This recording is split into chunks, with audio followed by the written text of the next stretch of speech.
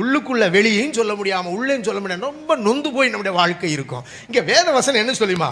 வாடையே எழும்பு தென்றலே வா. எதற்காக என்றால் கந்த பிசுன்கள் வழியே என் தோட்டத்திலே வந்து வீசு. இந்த வாடை என்பது என்ன தெரியுமா?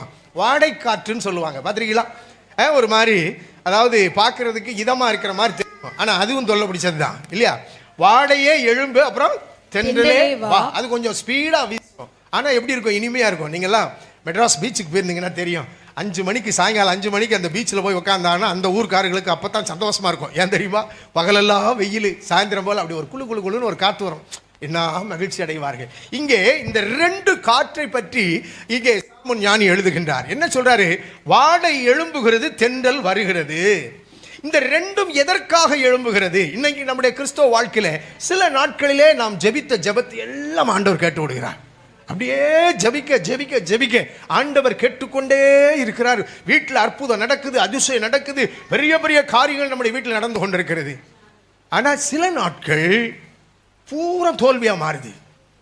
எல்லாமே மாறுது, எல்லாமே மாறுது, எல்லாம் மாறுது. என்ன பண்றது? அப்ப அந்த இடத்துல ஆண்டவர் சொல்றாரு, கிறிஸ்தவ வாழ்க்கை என்பதே 2ம் கலந்ததுதான் என்பதை நீங்கள் புரிந்து கொள்வதற்காகத்தான். ஏன் தெரியுமா? ஆண்டவர் தம்முடைய பிள்ளைகளை எப்பொழுதுமே அப்படியே கொண்டுட்டு போற தெய்வம் கிடையாது. அடிக்கடி அடிக்கடி டெஸ்ட் வைக்கிறாரு.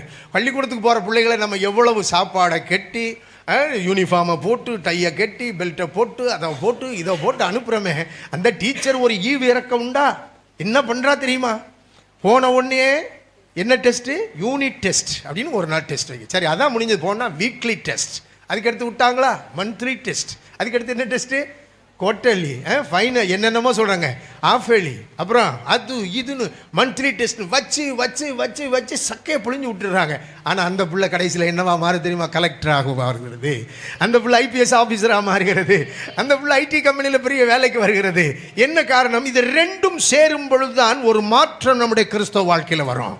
மகிழ்ச்சியை மட்டுமே நாம் அனுபவித்துக் கொண்டிருக்கிற வேளையிலே நிச்சயமாக நாம் ஆசீர்வதிக்கப்பட்டவர்கள் என்று சொல்லவே முடியாது. அநேகர் ஆசீர்வாதம் என்பதை பணம் அதிகமாக வந்துருச்சு ஆசீர்வாதம் நினைக்கிறாங்க. அதுக்கு பேர் ஆசீர்வாதம் கிடையாது சார்.